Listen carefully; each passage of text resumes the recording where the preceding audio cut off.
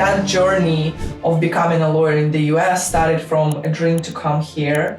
And then the path just appeared step by step, taking the bar exam. Then I was working at the US Court of Appeals for the Ninth Circuit.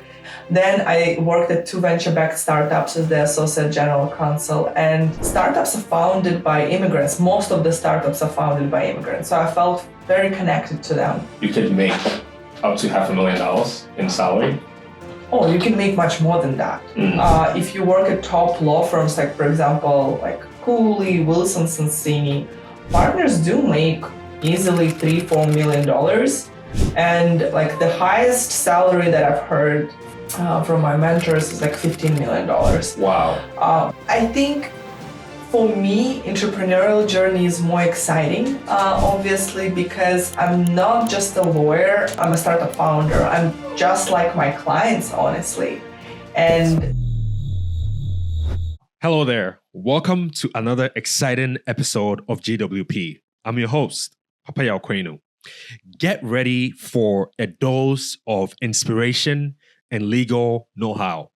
On this episode of GWP's Epic Entrepreneurs, we're thrilled to welcome Kristina, a corporate lawyer with a story as captivating as the startups she represents.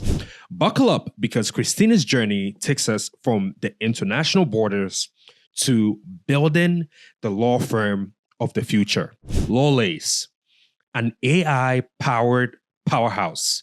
Kristina isn't just another lawyer in a stuffy suit. No, she started her journey as an immigrant law student in 2014, facing challenges that many startup founders, especially those who aren't native citizens, can deeply relate to.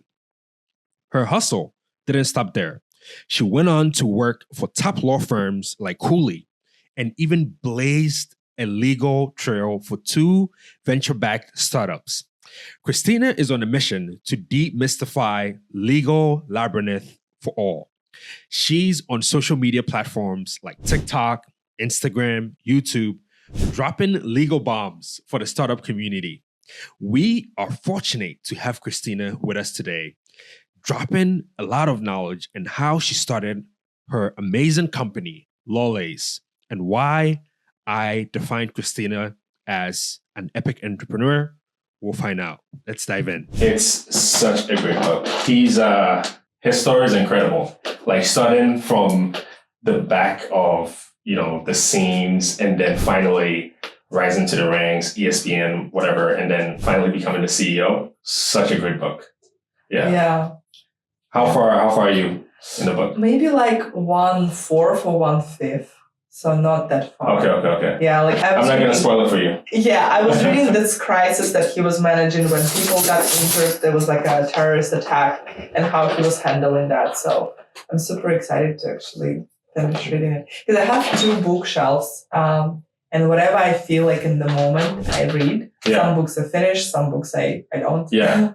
Well, I will have, in regards to that, I was reading something the other day, and the whole point was you don't have to read everything because time is so limited and there's so much to read that when you pick up a book, you shouldn't feel compelled that you have to read it cover to cover, because sometimes you pick up the book and there's one specific thing you're supposed to get from the book, you get that, and then you move on.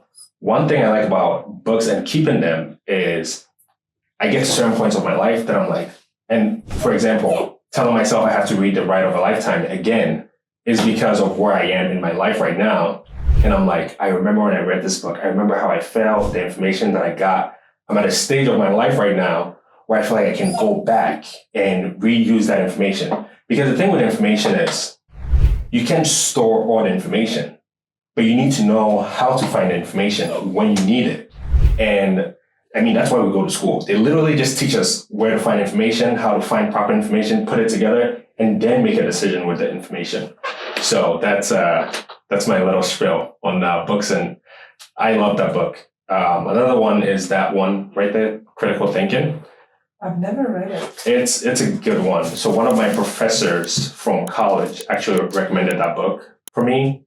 I read it, and even that one and Influence. Those are books that one of my professors recommended, and I quickly got them, loved it. Yeah, you should definitely read it. It's such a great book. Yeah.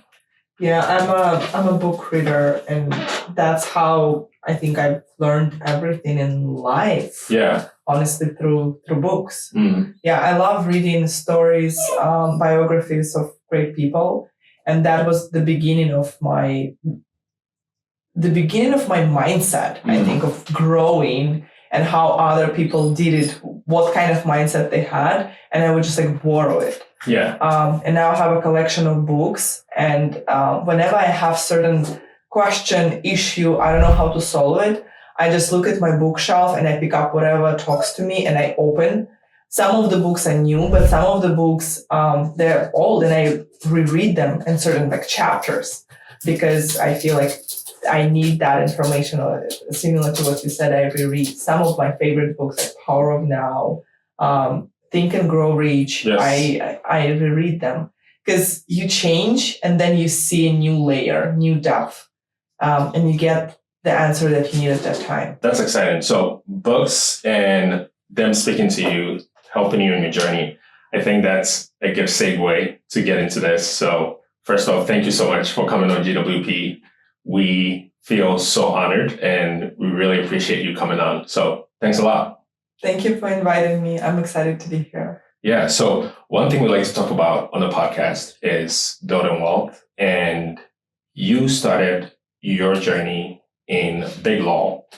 And from there, you pivoted into entrepreneurship. Let's talk about big law and, thinking about your journey from Russia. Is there any, moments in your life that shaped your decision to go into law, or even that's got you to this point right now? Yeah, that's a good question. I think I've always knew what I want, and I would get those answers from deep within me. I always knew that I want to be a lawyer. No one is a lawyer in my family, but since I was 5 years old, I'm like, I'm going to be a lawyer. And the path would appear based on what I want. In terms of moving to the United States, I didn't necessarily come to become a lawyer, but I always knew that I needed to come because I was born on July 4th, and I always thought it's a sign I need to come. And I got a grant to study in the US. So I came here in 2014, so almost 10 years ago, to study law at USC. I didn't know proper English, to be honest with you. I knew enough to study, but to have conversational, I couldn't speak improvising. And when I was taking the bar exam, I was kind of struggling with some of the non-legal words. So that journey of becoming a lawyer in the US started from a dream to come here. And then the path just appeared step by step, taking the bar exam. Then I was working at the US Court of Appeals for the Ninth Circuit. And the judge, he is also an immigrant from Romania. So like, okay, if the judge can do that, I can also do that. Then I worked at 2 venture-backed startups as the associate general counsel. And startups are founded by immigrants. Most of the startups are founded by immigrants. So I felt very connected to them. And after that, I worked at Cooley, which is synonymous with tech, venture capital. And last year, I became a citizen. And before that, a year before that, my dad passed away. So that really put a lot of things for me into perspective. And that gave me that sense of like a new level of being fearless, because I realized that fear is just illusions. Time is limited. My dad passed away when he was 56. And you really need to go after whatever you want without holding on to money or prestige, because time is really limited. And my decision to start my own law firm, it was that step into the abyss, feeling like I'm going to die, but F that. I'm just going to do it and see. I knew that I'm not going to be, if I decide to get a job, I would be able to. So let me try and do it. I started officially the law firm after Burning Man. The next day after Burning Man, I became a citizen. I had the interview, they took the oath, and that day I'm like, okay, I'm starting. I hired my first team member who is also an immigrant, and since September I made around like 150K, which is not a lot, but good. Yes. And this this month, a partner will be joining me. He's a senior associate at a big law firm, also as prestigious as Cooley. And he's leaving $500,000 behind to join my craziness. And I'm super excited about the journey. Yeah. So $500,000 he's leaving behind. Yeah. That's incredible. So what you're telling us is a lawyer, or being in law, becoming a lawyer as a career, you could make up to $500,000 in salary. Oh, you can make much more than that. If you work at top law firms, like for example, like Cooley, Wilson, Sonsini, partners do make easily $3-4 million. And like the highest salary that I've heard from my mentors is like $15 million. Wow. But because those law firms, they also invest in their clients. So there's a salary, but even sometimes bigger piece when you invest in startups, and when they go public, when they get acquired, you get that piece. So that $15 million that I've heard, like that the biggest check, includes the return from an IPO of a client. So then it sounds like becoming a lawyer could be a very lucrative career, and then depending on what direction you take it. So if someone is listening to us right now, maybe there's a young adult that's in college, they're trying to figure out what they want to study, or they've gone to college and now they're trying to figure out, do I want to go to law school? Do I want to just get an MBA? What do I want to do with my life? What are you going to tell them? Okay, I honestly would tell them to follow their passion. It's very, wishy-washy, and a lot of people say follow your heart, but I think that's true, because any path requires hard work. Especially in the beginning, there is no shortcut. What you put into, that's what you get.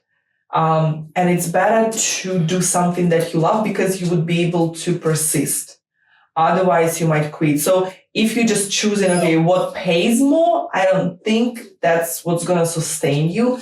You might burn out, because it's not only the energy in and out. It's not only time in and out. It's the energy. If you put your energy in and you don't get the return, you burn out. And a lot of big law associates, they just leave law completely, and they don't get to make that money because they quit. So I would recommend listening to your intuition, what you enjoy doing, and experimenting. Just like go and do and try. If you thinking about law, try being a legal assistant or paralegal. That's something that wouldn't require you to pay for the law school, because if you pay for the law school, you're going to be in debt for like $300K, and then it would be really hard to follow your heart. Like if you come to the law firm, like I don't like it, but you have payments that you would need to make on your loan. So I would recommend experimenting, building relationships, reaching out to people, and asking them what kind of day they have as a lawyer, shadowing, having a mentor. Yeah, get that exposure to see whether it feels like something you would want to do. Before you do it, don't just follow the money, right? Don't follow the money. Yeah. Once you do what you like and love, money follow you. Yeah, I love that. So I want to go back a little bit. So you talk about how you took the bar exam, you were still learning English when you took the bar exam, and that story alone sounds to me like a lot of perseverance, right? It's amazing that you did that, because I'm sure there are people that are fluent in English that are probably still trying to take the bar exam, right? Or they've been trying to take it for a long time and they probably still haven't figured it out. Is there any, I guess, like cultural traits or any something that happened in your childhood or in your experiences that give you that motivation, that push to say, you know what? I know this is going to be really difficult, but I'm still going to take that bar exam anyway, even though I don't feel confident in my English or whatever. That is a good question. From my childhood, I think yes. So I'm originally from Russia, and I was one of the youngest government officials there.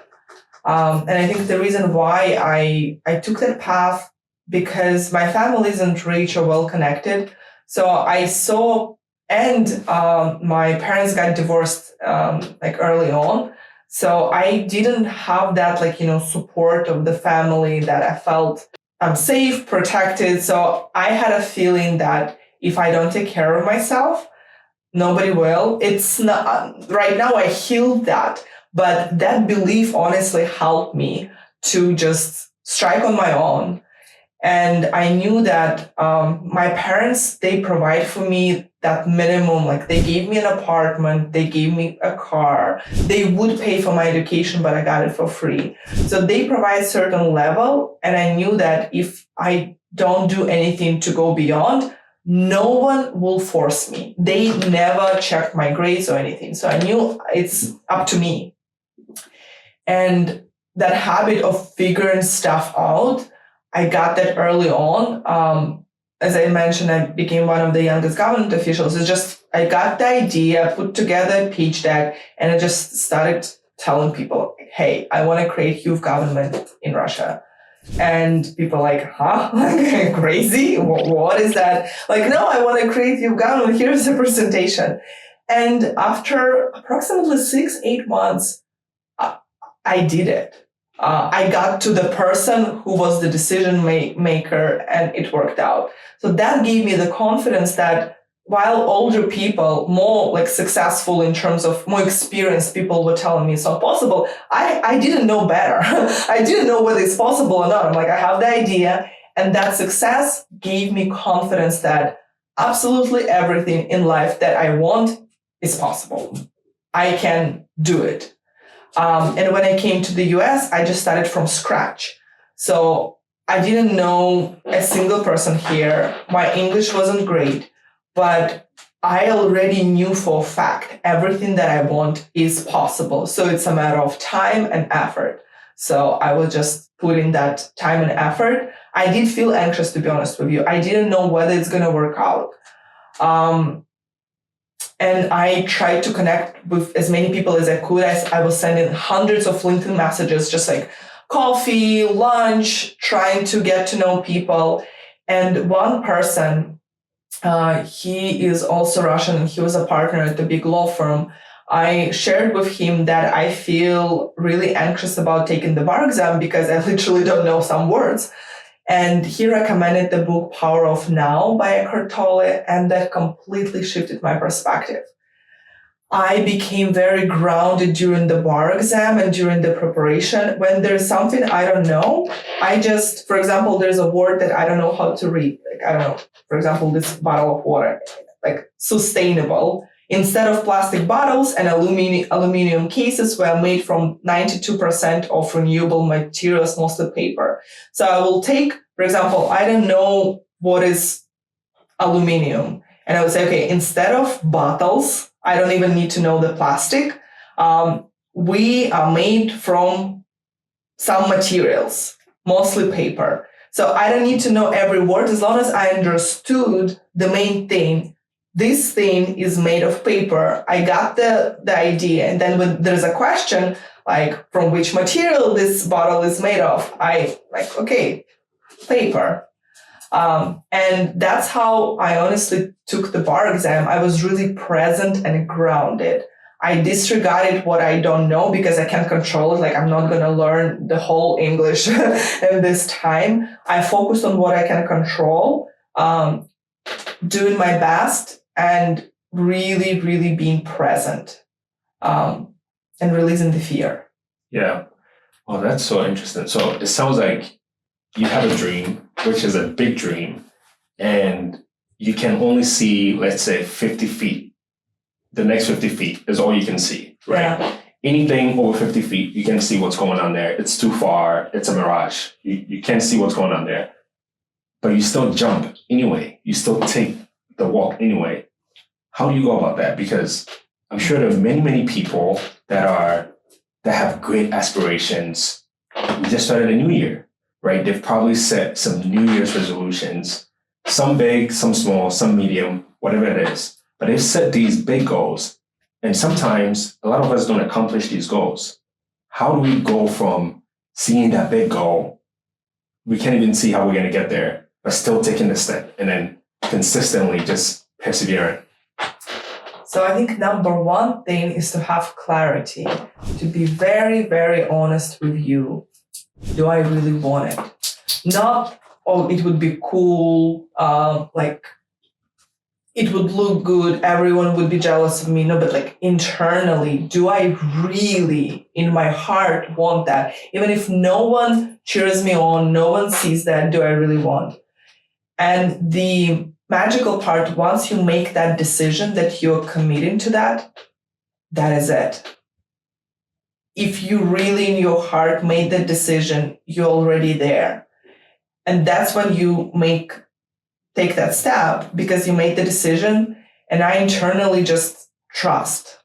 I made the decision. I know that everything is possible. Then I just take whatever the step I see in front of me, because you're absolutely right. You literally cannot see in front of you. And that's the difference between a job and entrepreneurial journey and immigrant journey. And I think that's the similarity between immigrant journey and entrepreneurial journey. And maybe that's why it's easy for me to be an entrepreneur, because I've built my life at least twice from the ground up with the new language.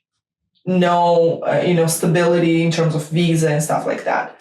So I know how this uncertainty feels, but I have to tell you that with every challenge, I need to expand my capacity to deal with uncertainty, and I use different tools. So like during the bar exam, my tool was being present. The power of now helped me. When I jumped into the entrepreneurial journey now, it still was scary. I even had panic attacks that I couldn't breathe. I'm like, what am I doing? I would sit at the table and like, what am I doing? I'm here alone, sitting. Like, am I crazy? Like, am I insane? And I would have this concerns, like in terms of revenue, am I going to make it or am I going to not? And this time I added a new tool in my toolbox is journaling. I would literally have 10-minute session. I would dump all of my thoughts on the piece of paper, and I would circle repetitive limiting beliefs, and I will rewrite them. Whatever doubts I have, fears, I would literally rewrite them. After a couple of exercises, you automatically switch from that limiting belief to the new. Yeah. And you feel absolutely different. Yeah. And I also work with my body a lot, because I know that the fear, how it feels in the body, you feel it feels like it's a contraction.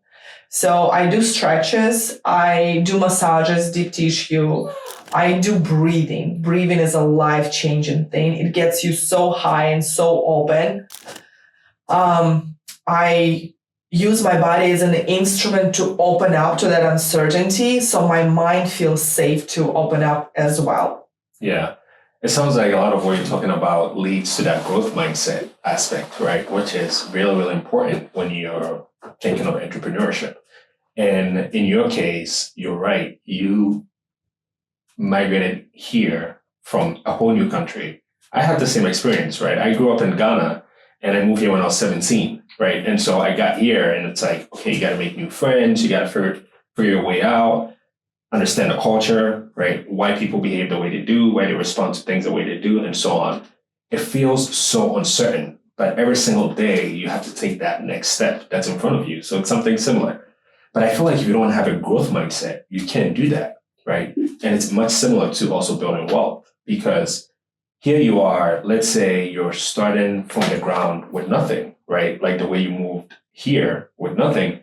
And you're trying to figure out, okay, I'm going to build wealth. Maybe I have this mentor or I have this person that I aspire to be like, and that person is probably well off, extremely rich. But you're starting from the bottom of the mountain and you're saying, I'm going to do this, right? You don't know where you're going. But if you don't have a growth mindset, forget about it, because it's going to be challenging. You're going to hit roadblocks.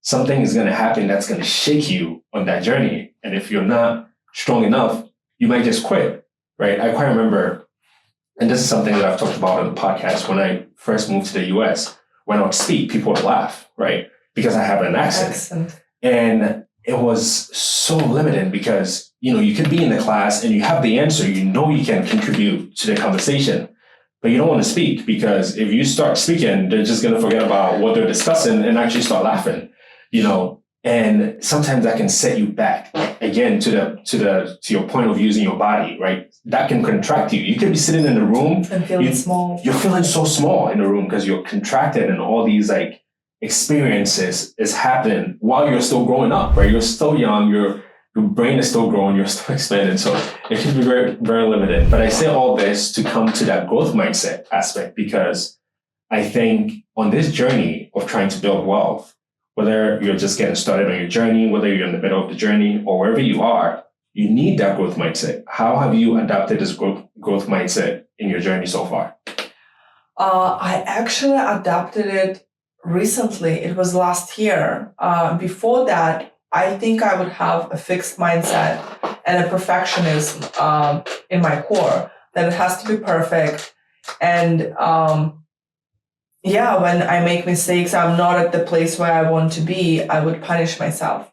And last year, even before I was leaving school, I actually was preparing for the Stanford MBA program. I wanted to go through the process of applying and writing the essay, what matters to me the most and why. Funny fact that once I applied, I finished writing that essay, I'm I don't even need to go to MBA. I know what I need to do. But when I was writing that, and I was also studying for math, I felt incredibly anxious again. And I've read the book by Stanford professor about fixed versus growth mindset. I realized that there is no such a thing as, I have growth mindset or fixed mindset. That's the decision that I make, that I'm going to figure it out. And the current state of me is whatever I figured out so far. And it's just the current state.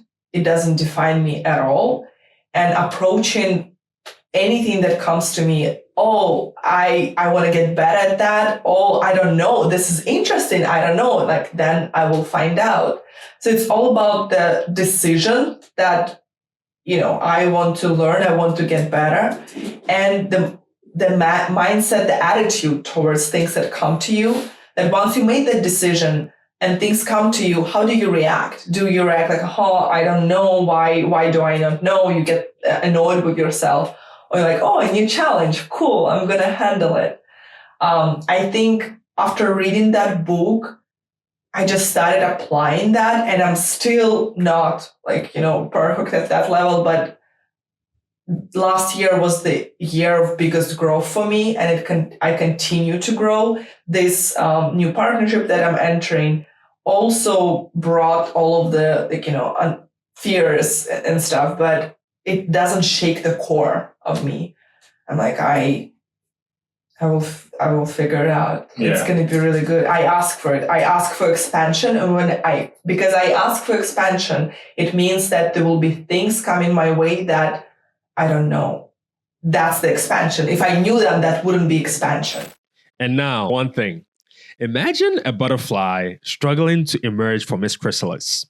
It pushes and strains, facing resistance, before finally breaking free. This is similar to Kristina's experience as an immigrant law student. She faces challenges adapting to a new country and educational system, but pushes through the initial difficulties and emerges with valuable knowledge and skills. But look, the butterfly's journey doesn't end there. It takes flight, navigating the unprecedented winds and even the storms. Just like Kristina's career path, after working at established law firms, she took a leap of faith and started her own company, Lawlace. This is a bold move, venturing into the unknown territory of legal tech, and that reflects on courage and adaptability needed to be resilient. This is consistent with the 4 traits that I talk about that epic entrepreneurs need. Remember, These 4 traits are the vision, passion, adaptability, and resilience. Now, back to the episode with Kristina. Yeah. There's this saying that, when you ask God for money, he doesn't just give you money, right? He gives you a problem to solve. And on the other side of that problem could be that money you're asking for, because opportunity most of the time comes looking like work. And a lot of people miss it that way because, maybe you're asking for a new house, but you're going to get that fixer-upper. And you're like, man, I asked for a house, not a torn down building, right? But if you fix that building, you got yourself a house, right? And sometimes you don't see that. So I love that you share that. That's amazing. So diving into startups or the other parts of your journey, which is more exciting? Is it working in big law or becoming an entrepreneur and starting your own law firm? Because you've done that. You started Lawlace. Yeah, thank you for this question. So I think for me, entrepreneurial journey is more exciting, obviously, because I'm not just a lawyer. I have my own. I'm a startup founder. I'm just like my clients, honestly, and I think my personality fits into this mold that I like taking the step into the unknown. In big law, what is cool for some people, you have the path, and it's being told to you from day one. You learn these skills, like after this skills this, and after that, and the partner, and you kind of see your path until your retirement. And for some people, it could feel like awesome. For me, it feels like death. Like, why would I walk this path if this path is right here, and there are already people who walk this path? Like, why? What is the point of this? And I think that's just my personality. That for me, I like to see what is possible, how far I can go, how far I can push. So for me, starting Lawlace, that's definitely more exciting than big law. I did enjoy big law because I had 2 really great mentors, Derek Cola and Kevin Rooney, and they're great partners from whom I learned, and they gave me a lot of freedom. I felt like I'm running my own deals. I'm my own. I have like my own firm with my clients, and they help me whenever I need help. But it's because they're great leaders from whom I've learned. But obviously, there are restraints working in a big company. So now I have the complete freedom, and I enjoy it very, very much. And another thing that I like this entrepreneurial journey, that there is no limit how much I can make. So with big law, you work a lot, like they pay you a lot, but if you calculate the number of hours that you work, it's not that much. It could be like $70 per hour if you calculate the real number of hours you work every day, including weekends. So with entrepreneurial journey, I get to take all the money, which is great. I get to work less usually. It's still a lot of things like business development and stuff, but those things I enjoy. And I can scale down or scale up. There's no this pressure that I have to bill 8 hours per day every day, no matter like what happened in my family or how do I feel. And I think that's how you generate wealth. And I also take equity in some of my clients. So I get my base covered with the revenue, but also I have this shot having equity in my clients. Amazing. So I definitely want to dive into that. But one thing that I was thinking about with everything you just said right now is a lot of people have aspirations to be entrepreneurs. They want to start their own business. They want to have that leverage like you're talking about. They want to be able to maximize their opportunities. But you don't just get up and become an entrepreneur. You can just start by being an entrepreneur. Typical is your journey. You didn't get out of law school and say, all right, I'm just going to go be an entrepreneur. You went into a big firm and you learned, you got the experience, and then you got to a point and you said, you know what?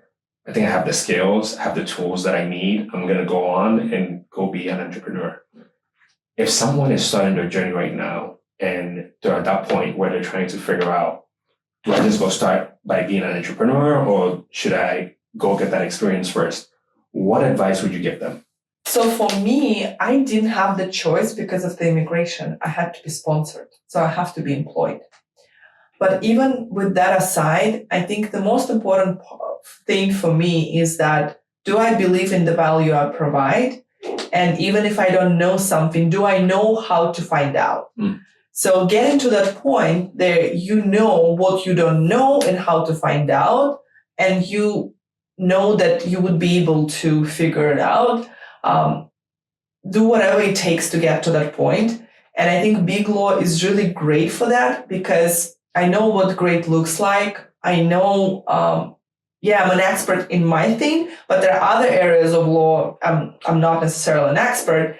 And I got enough exposure to know what matters, what doesn't. And I feel really good about selling my services because I feel people would miss out if they don't come to me because I provide at a fraction of Big Law price the same value. Maybe not the same in terms of I don't have the name, but the value, and they also get the personal attention. So I really know that they benefit from that, from my services. And it makes my business development process much easier because I believe. I don't need to convince myself that it's good. Whatever it takes for you to get to the point that you have that confidence in the value that provide, do that. And I honestly have examples when some lawyers started straight from law school. And I think it depends on the area of law. For my practice area, corporate law, you might not be able to really figure everything out on your own because there's no information out there. Like I launched the course, Legally Start Your Startup, and this is the accumulation of all of my knowledge of how to launch venture-backed startups. It's not on the internet. You would not be able, I couldn't get it from the internet. It comes from that experience of working with top-tier venture-backed startups, with top-tier venture funds, working like at the top places. But if you do like immigration law, I think you could just read and you can find the information, maybe like personal injury. But for my area of law, the knowledge is just not out there, unfortunately. Yeah.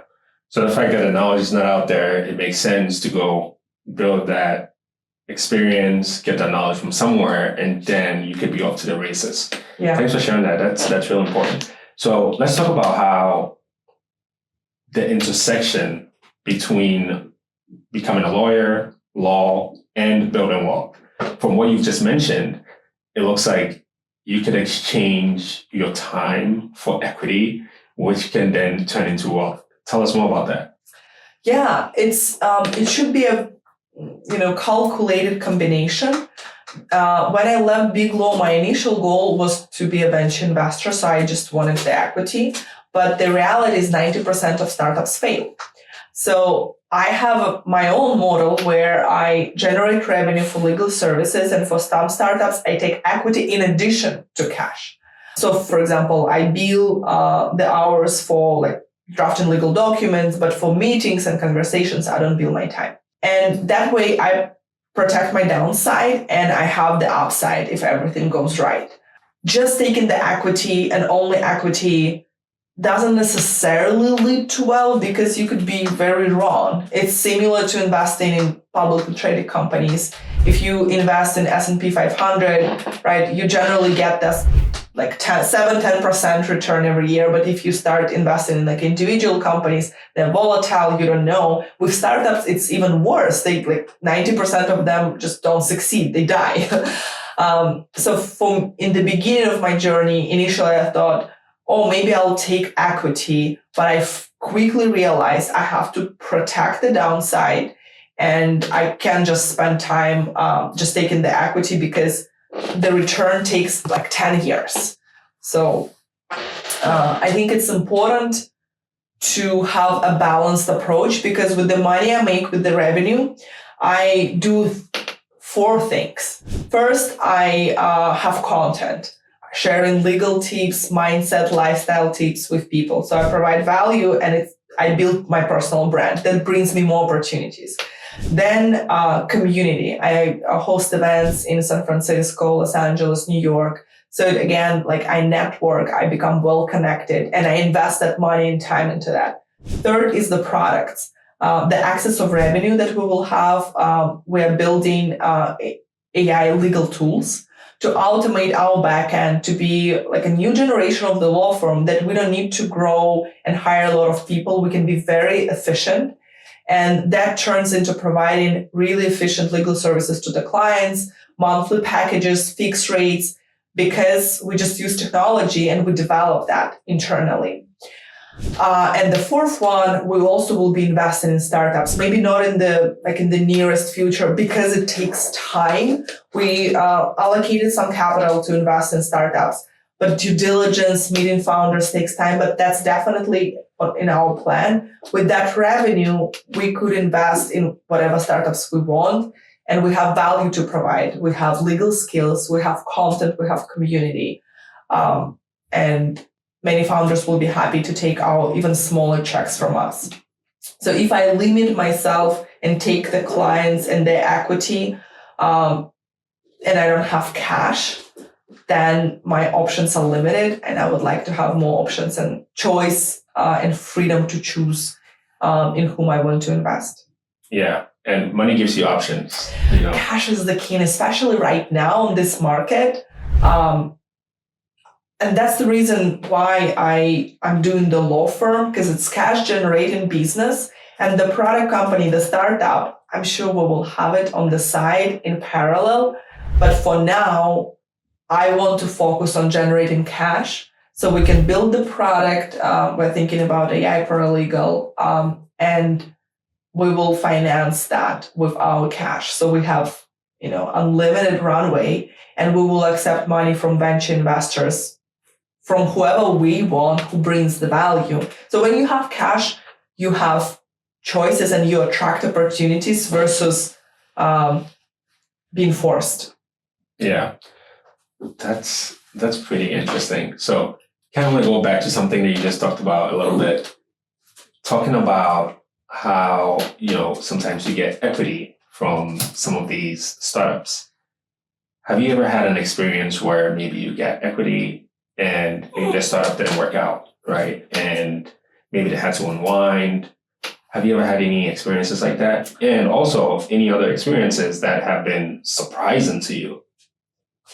Okay, so for now, I took equity in 2 companies, and all of them are fine, but one of them was near-death experience because of the co-founder divorce, and we were thinking about unwinding, but thank God, there's there's a new co-founder. They're working, so hopefully it will be good. I think I had only one experience, and it was when I worked at Cooley.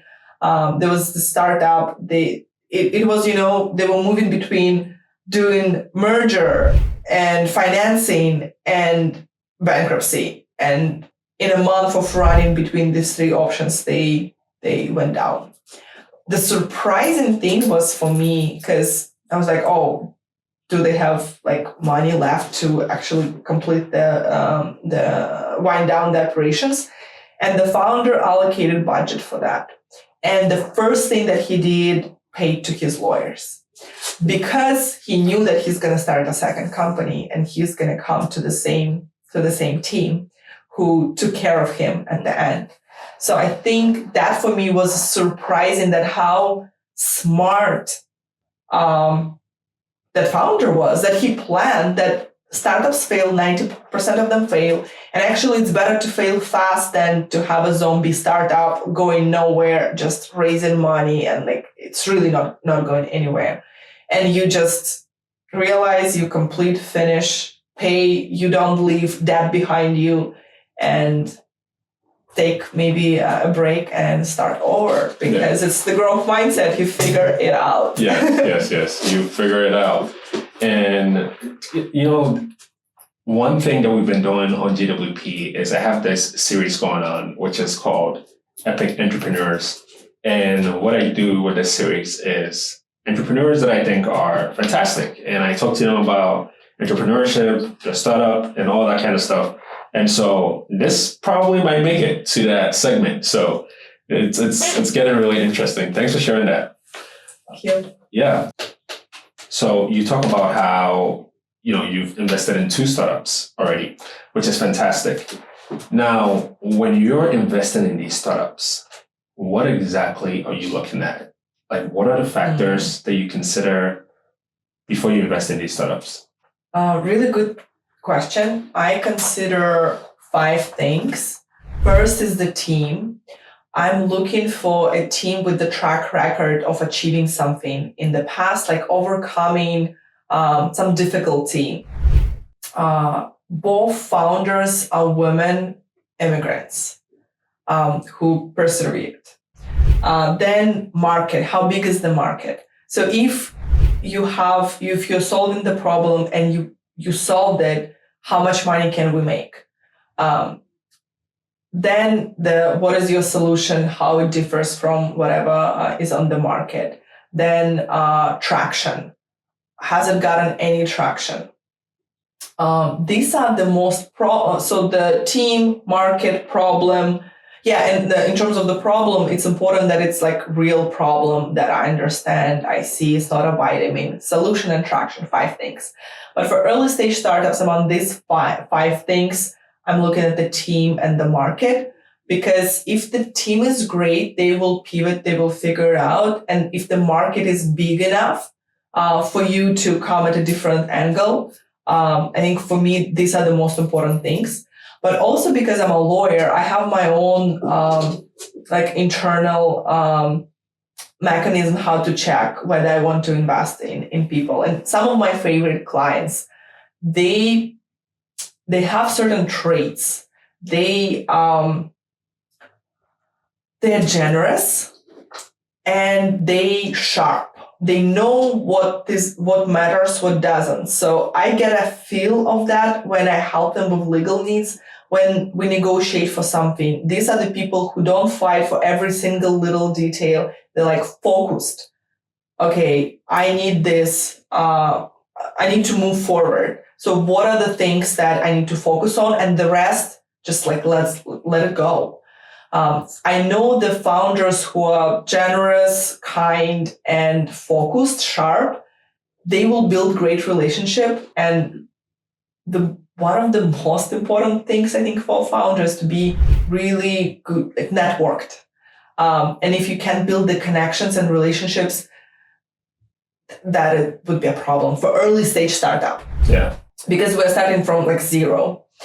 So if I know that if you have personality to form really good relationships with everyone else, you have this, I don't even know the English word. Sometimes I'm still remembering, not the ethics, but you have certain principles that I can trust you. And I could get a feel of that pretty quickly. Yeah. Like your values. Values, yeah, that the kindness, generosity, and being excellent in like whatever you do, being excellent. Because I feel it from the beginning. Like some founders, they're trying to do sketchy things behind the co-founder's back. I will never invest in that. I'm like, come on, you're not gonna survive that. Yeah. And it's funny that I see that like in a year or two, like the company went down. I'm like, yeah, I knew that. Like you're sketchy. The way they negotiate with investors, are they trying to cheap them out? Like, okay, I see how you negotiate. I don't want to be in their shoes because you don't treat them as partners. So for me, it is important to invest in people whom I respect. Yeah. And those qualities, they come forward for me. Yeah. So you've mentioned a couple of qualities there, whether it's excellence, values. What is that number one? What's that one attribute that if you don't see, the deal is off the table? Or that one attribute that if you see it, it's like, yep, not doing this? I think that's the word that I'm trying to remember. When you do things, when you treat people right and fairly. How can we call this quality? Is it ethical? Probably not ethical. Yeah, like empathy. I do not even know how to call it. Honestly, it's hard to even put it into words. But essentially treating people right. Yeah, you have that you're fair, reasonable. I think that's the most important thing. Because I heard a story about this founder. I don't know this founder's name, but he, of course, startups full of roller coasters. So hit the bottom of the roller coaster, and it was really difficult. But he never pulled out. He stuck through it, and eventually put the company right out of that roller coaster. And one of his friends asked him to dude, this startup was literally done, but you didn't give up. Why do you not give up? And he said he didn't do it for himself, but he did it for his investors, because he just couldn't let them down with the amount of trust and hard-earned money that some of these people had put into him. And so that goes a long way, right? Because, man, sometimes something just happens, right? And I've heard sayings that startups don't fail. People just stop working on the startups, really. So you get to a point where it gets really hard, and then the investor the founder just gives up, or the co-founder just stops working on it and moves on to the next thing, and somebody else gets hurt. So thanks for sharing that. That's pretty good. Yeah, I love that story, and I have a friend who has a startup. They're moving from Switzerland to the US, and it's a couple, and I see their perseverance. They have really deep relationship of trust with the investors, and it's like I can't let them down. Yeah, exactly that. I want to see it. I want to see loyalty towards investors, but also to customers, that you feel passionate about the problem. Like, the customers deserve to have my solution of this problem. I want to figure it out. Yeah. So let's talk about Lawlace a little bit, which is your AI-powered law firm that you started. What is your secret sauce? Honestly, the secret sauce is the relationships. It's not even AI. Because in venture, in startups, it's all relationship-based. And working with great founders, with great investors, and being their partner. The partner who can support them through ups and downs.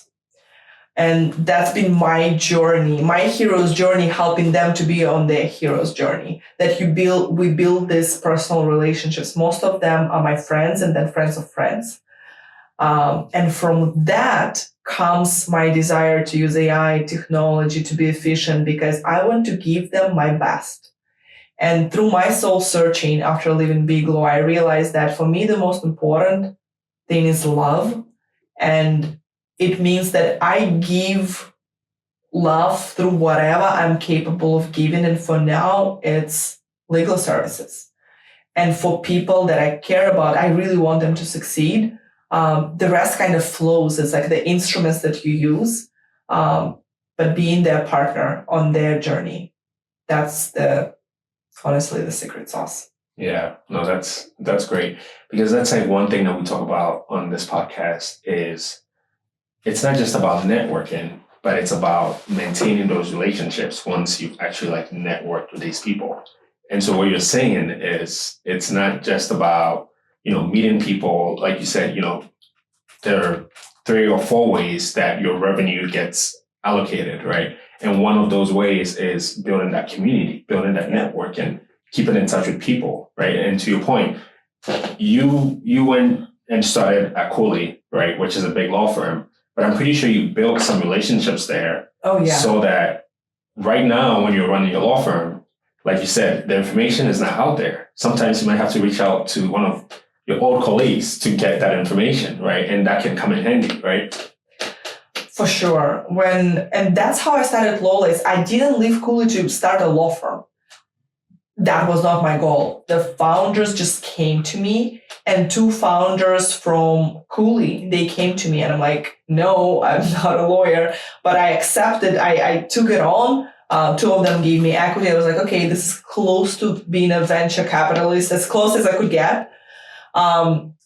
So in terms of building the relationships, even at Cooley, for example, my friends from 776 Ventures, I just came back from LA, and I was hanging out with them. They were opening Los Angeles Golf Club and the launch of their portfolio company. Finally, I met Alexis Ohanian like in person because he was the client and the whole team.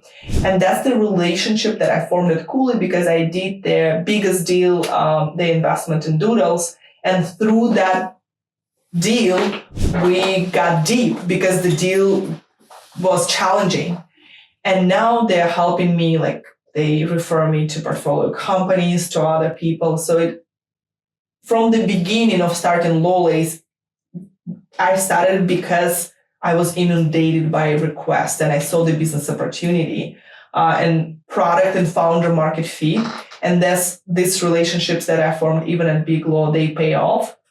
Yeah, I even have a person who still works there who like really supports me. And when I left, he reached out and he's like, I would love to be part of the journey. And I recommended him to stay longer because having Cooley on your resume is really good and plus experience. So, but yeah, I have those relationships. And one of the partners, he also has been helping me with prices. For example, how should I price my services compared to Cooley? So I deeply feel connected to people whom I met at Cooley. Yeah, amazing. And so what about in, let's say, 3 to 5 years? Where do you want to see Cooley? Cooley or Lawlace? Lawlace, of course. I think it's going to be like $100 million ARR law firm. Very nimble. We're not going to have thousands of people. We're going to have tech automated back end. We're going to be really famous in terms of content. We're going to be like that famous startup lawyer. That's going to be us. And we will have a community of incredible founders and fund managers, VC fund managers, with whom we have deep relationship and friendships. And we're their partner on their hero's journey. And we just feel that, circle of love between us. And through community, content, and legal services, that's how we provide value. Yeah, no, that's amazing. That's very, very inspiring to hear from you. For, someone that came to the US, started your life from the ground up, and now you're talking about $100 million business in 3 to 5 years. That's actually not even me who said that. I have mentors, venture investors. It's actually my dear friend and mentor, general partner of Hustle Fund, Eric Pan. When I was making that decision, he said, hey, I think this is going to be insanely successful. And yeah, he set the bar in terms of the revenue because there's a huge need for affordable, high quality legal services on the market. So honestly, it's not even big vision. It's just, it is needed. No one is doing that. We're going to build it. It's going to be successful because we want to provide the best service. Yeah, that's amazing. So if you could give, advice to, young Kristina, what would you tell young Kristina? Trust yourself. Trust yourself above anything, and believe in yourself. Fear is just illusion. That's amazing. So, this has been a great conversation. And one of the things I kind of want to talk about also is giving back and even mentorship, right? Okay. So sounds to me that you've had the experience, you've had the challenges, you've come on top of it, and you're still striving, right? You're doing great things, which is awesome.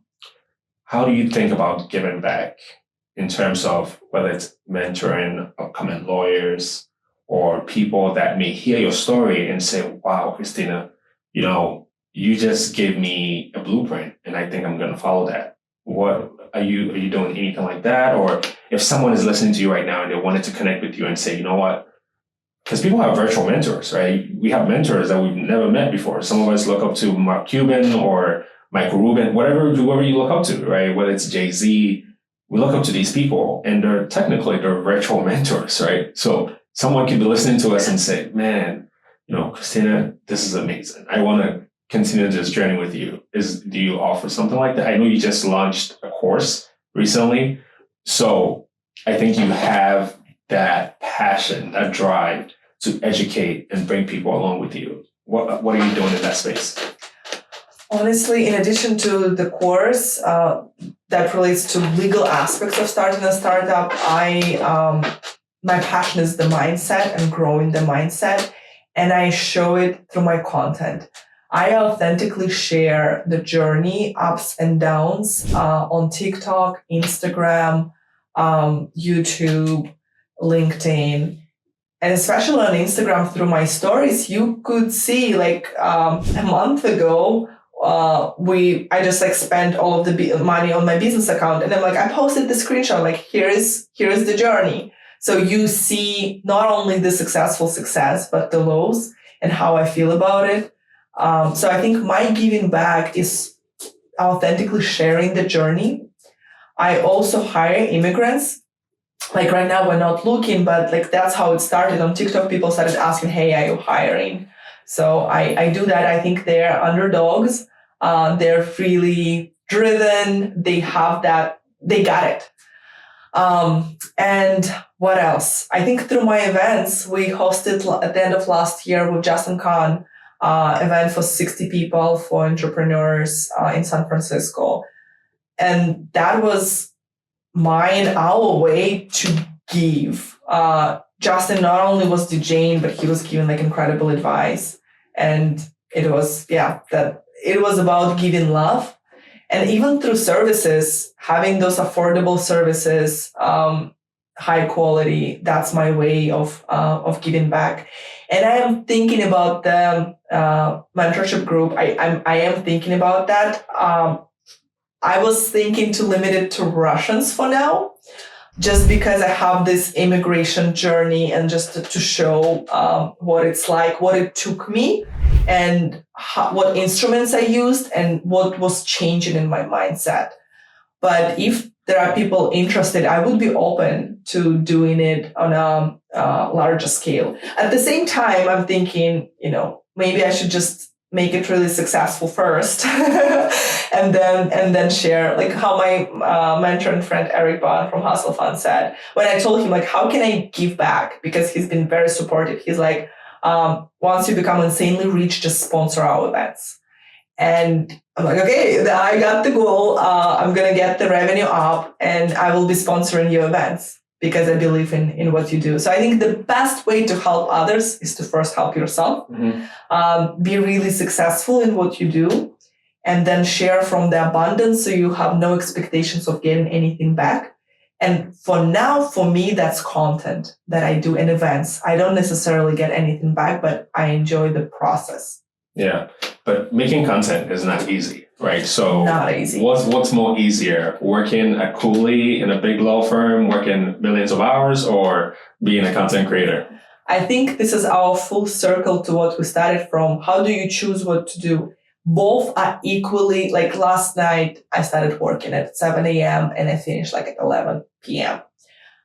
That sounds like coolie, but I got the energy in. I don't feel burnt out. Yeah, I'm like, okay, next day I need to work a little bit less because I'm feeling physically not well. But I got more energy back from creating content, from connecting people, because it comes back to my personality. I get the energy from deep connections, from sharing love, than from sitting at the computer reviewing for 12 hours a document. But at the same time, I do enjoy review of the document as well, because I also know that's the value. but for me personally, it would be better not to do 12 hours a day, like 4, and the rest I create content. So the same amount of hours, but the energy that I spent on that is less. I receive back more. Yeah. And that's the luxury of being an entrepreneur, because one day you can say today's an 11-hour day, tomorrow is a 6-hour day, and the next day is an off day. So that's those are some of the perks that you enjoy as an entrepreneur. Thanks for sharing that. Yeah, thank you. But honestly, in terms of that, when I left Big Law, I realized that the problem is me. Some people, they set the boundaries even in Big Law, like I didn't. And lack of boundaries followed me into my business. I'm like, Kristina, like you are the one, like punishing yourself and pushing yourself, and setting those boundaries with myself was the hardest. Like now my goal on weekend to not work. That's actually the goal. And I'm trying to finish work before 8 p.m. every day. That does not always happen, but I'm trying to. Yeah. How do you go about setting those boundaries though? Because not only do you need to set those boundaries in your work life, but you also need to set those boundaries with your family, with your friends, and so on. How do you go about setting those boundaries? My family is in Russia, so I don't have problems with that. With friends, all of my friends are basically crazy entrepreneurs. They work, if not more than me. So there's no need to set the boundaries. It's just my internal commitment to myself that the goal is not worth it if I get burnt out in the process. I just made the decision that the process is equally, if not more important than the goal. And I should live my values every day, waking up, whatever I do, it's a representation of my values. And for me, it's love. So if in the process of sharing love, I kill myself, like that's bullshit. Like that's not true. I should love myself, set the boundaries, prioritize my health, wealth. I should do the same for my team members. And only then the third is customers. So I am doing that. Yeah, no, that's amazing. Thanks for sharing that. And so you did mention you went to Burning Man. After Burning Man, you came back and you started your law firm, Lawlace. Do you have any exciting events coming up again where you're gonna nothing to do with Lawlace, nothing to do with law, where you're just gonna go like Burning Man, just go have fun? Do you have any exciting stuff coming up? I'm thinking about Coachella. I've never been, so I'm just thinking to go and do it. That's my next event that I'm thinking about. But I'm definitely coming back to Burning Man. It was like the best trip of my life. Wow. And honestly, this partnership feels like the ride of a lifetime that I'm currently building. We put in so much effort working with a coach. It basically feels like marriage.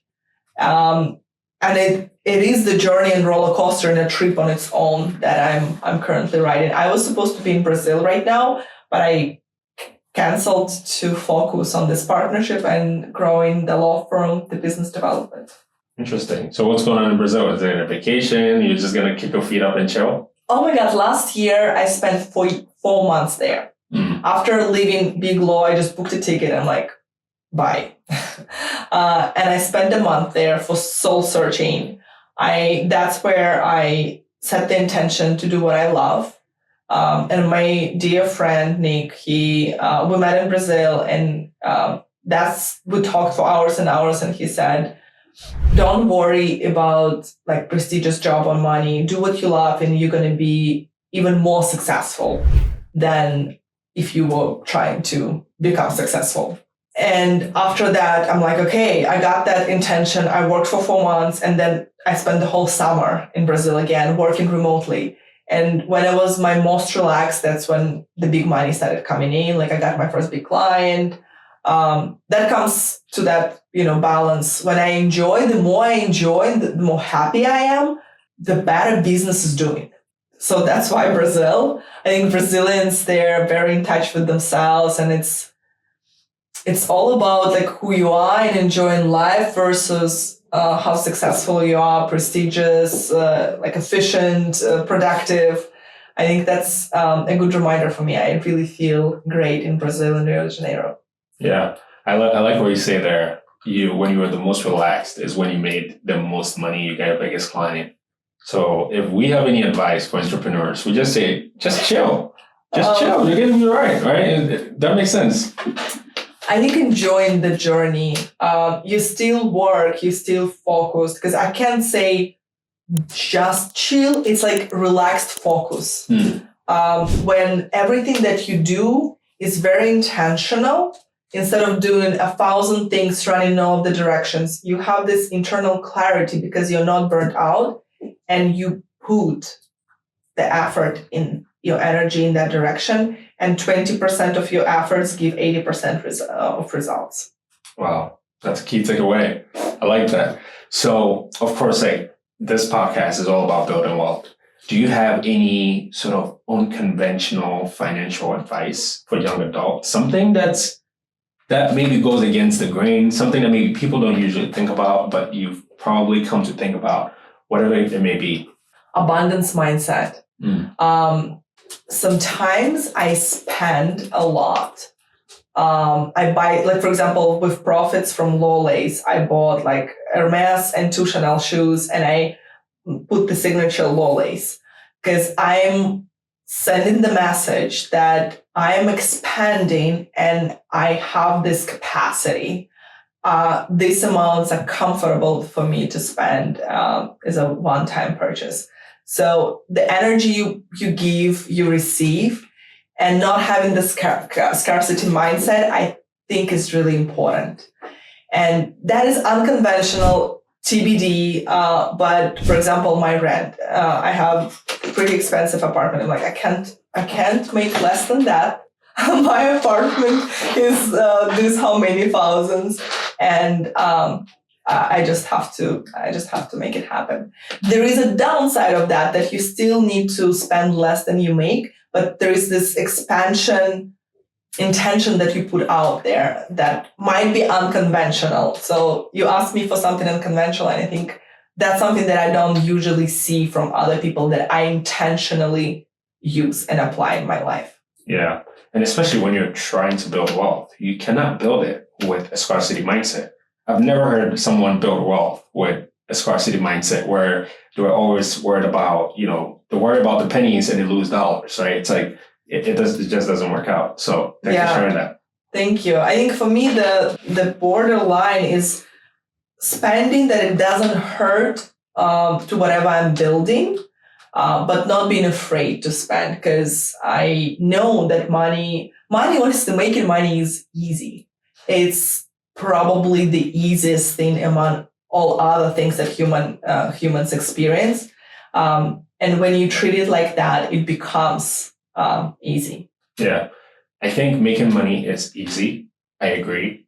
The hard part is actually keeping the money that you make. I think that's the hardest part, because you're going to make the money anyway, but can you keep the money, right? That's why people win the lottery, and 2 days later, not 2 days, but, a couple of years later, they just go bankrupt, right? Because it's not about making the money. It's about keeping it. So but that's for the next episode. Exactly, right? Because that's what we talk about on this podcast. It's building the wealth, but what's the point of building the wealth if you can't keep the wealth? So, and if you can't enjoy it. Exactly. And two probably contradict a little bit. Yeah, they do.